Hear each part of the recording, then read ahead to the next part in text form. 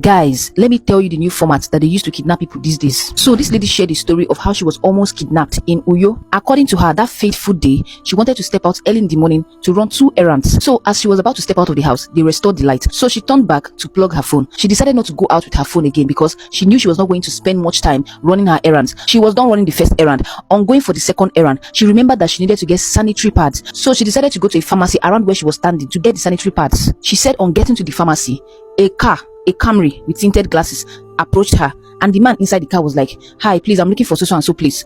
The lady said, "I don't know the place." The man then said, "Oh, you're not from around here?" And then she said, "No," and she made to leave. So the man now told her, "Please, I like you. Can you give me your number?"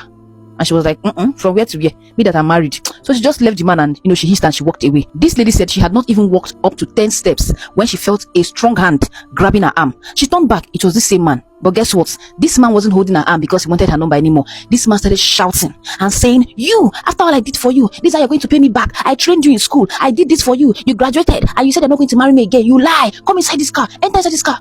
Hey, this lady said she had graduated since 2007. That's about 18 years ago. And she got married to her husband in 2011. So who is this one that is trying to say that, he trained her in school and all of those things?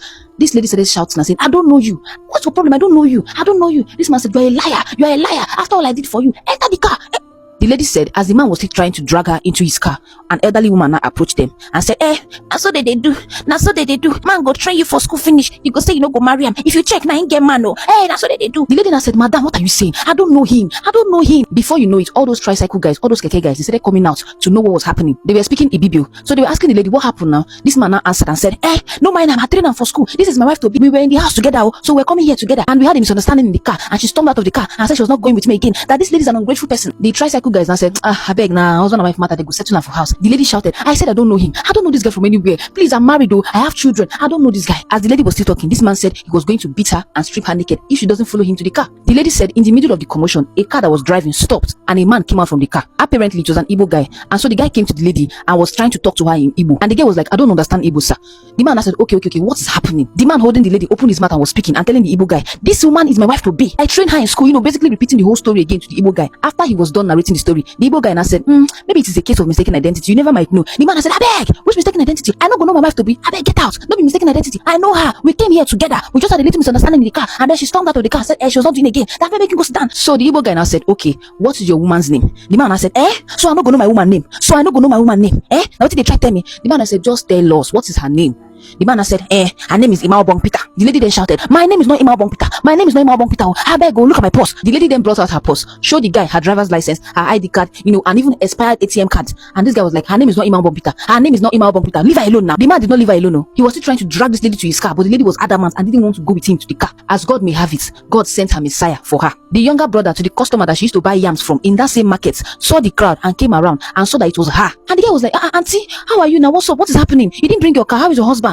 The lady now turned to the guy, "I beg, go look at me.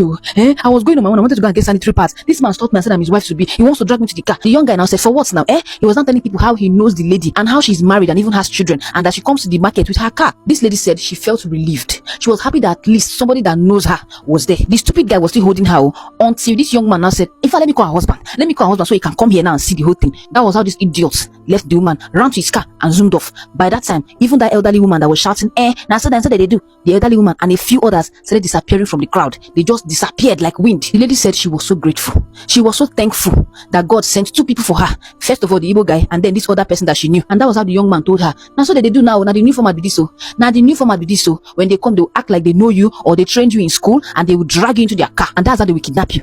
Things are really happening. Things are really happening. As soon as I heard the story, I said I was going to come and tell everybody here so that more people will be aware of this their new tactics. God no go let us see bad thing.